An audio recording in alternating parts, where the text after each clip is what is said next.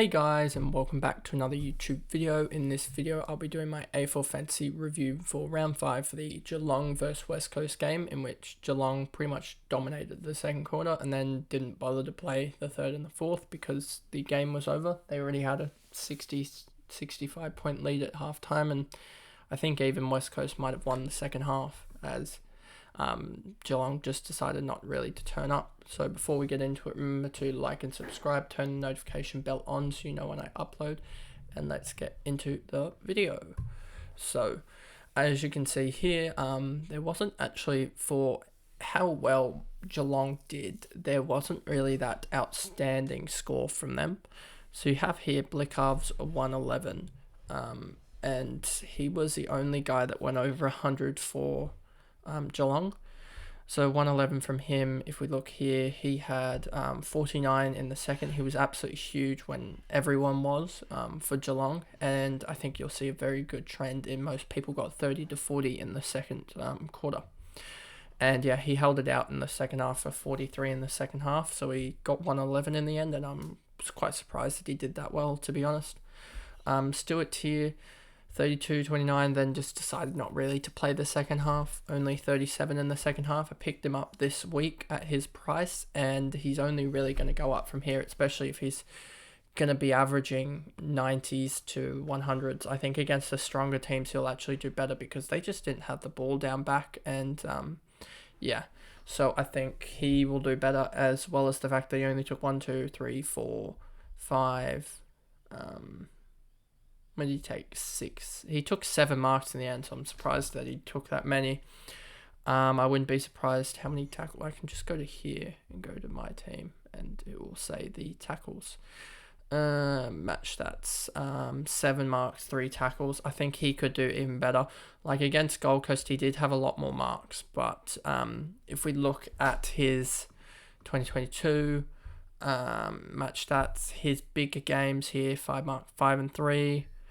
14 and 4 here, 169 with 16. So I think he just needs to get those kicks up if he's going to go big, because having 17 kicks is not the greatest. So I think he just needs to get those kicks up a little bit. Then you have Hawkins here, who did bulk of his work in the first 3 quarters to get out to 87 through the first 3 and then slowed down in the last. And then you see Jeremy Cameron's 63-point second quarter.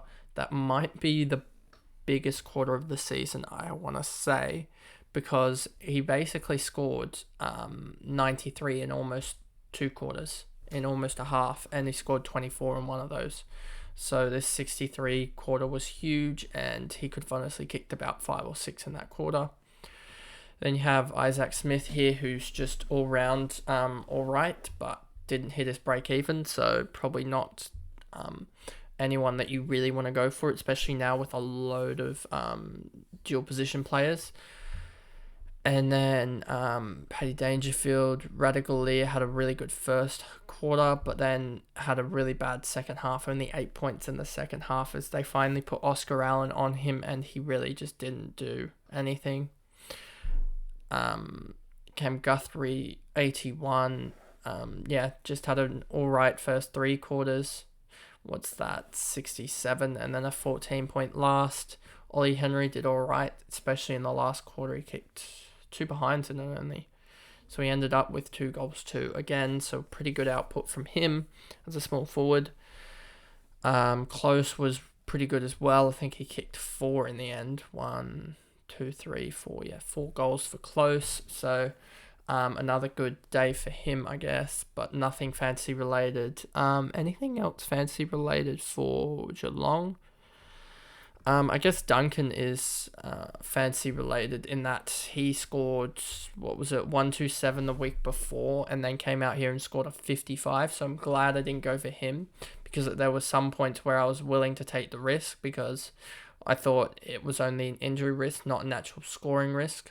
But with now this score, it's going to be pretty hard to want to get him in, because he's just going to dip down in price, and that break-even's just going to start to skyrocket. Bose had a really bad game just in general, just couldn't get on the ball, and his price will obviously now go down a little bit. Waterman. Duggan had a huge game. These break evens might actually be related to the next round, actually, now looking at them. So Duggan break even of 87, I believe, next round. I believe he had a break even of higher than that, like 90 something for this round. And yeah, he was just huge for me and anyone that has him. And yeah, he really could have, I think he even should have ended up with a couple more tackles as well. I think he should have ended up around 107, 111. So that was huge from him and just shows that he can get good output. I mean, with Hearn coming back into the side, it looks like Duggan won't have as many kickouts. I think he ended up with 5 kickouts in the end. So with Hearn back into the side, but teams should be kicking less efficient than Geelong. Duggan should probably lose 2 or 3 kickouts, which will lower his score to 94, 95, somewhere around there. I reckon he could average still. And then you have Kelly, 100, another really good score from him, and he's starting to get away from people and is a really good player of difference at this point. But I don't think I can bring him in at this point as I still have issues to solve. Allen, good score in the third quarter as he started to dominate on Radagalia, but nothing fancy-wise.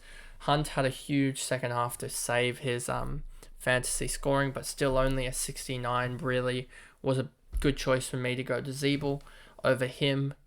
Would have loved to have gotten to Dawson, but to not go Hunt after this performance, especially if we look at the AFL break evens, and then we go over here, go over to Hunt.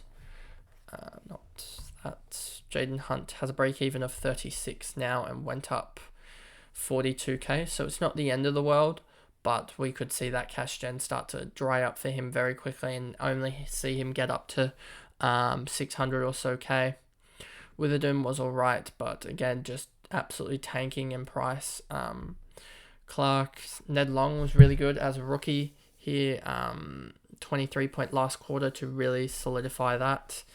And he didn't even kick a goal in this game. Had a chance to kick one with the behind here, but that would have made it a 60 score.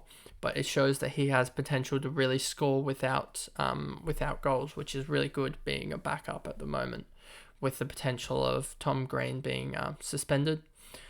Barras, Williams, none of these guys are really that interesting. And then we come down to Elliot Yeo has potentially another injury, so that's going to be another red flag for him.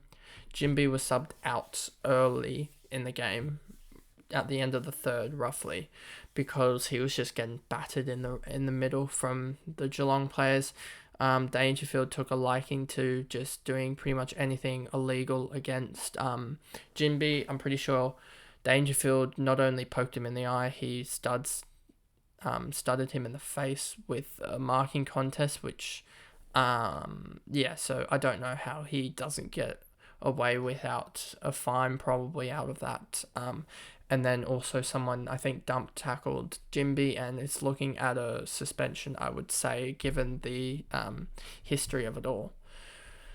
And then, so Jimby's probably going to get rested, I would believe, and that will chuck some, I guess, I have to, with the dual positions, it's probably come at the best time, because then I can move people around, move Sheasel into the back line to cover Jimby, or move Jimby into the midfield, etc., and use Hollands, and Davey should be back as well, which will help, and Mackenzie should be back playing as well.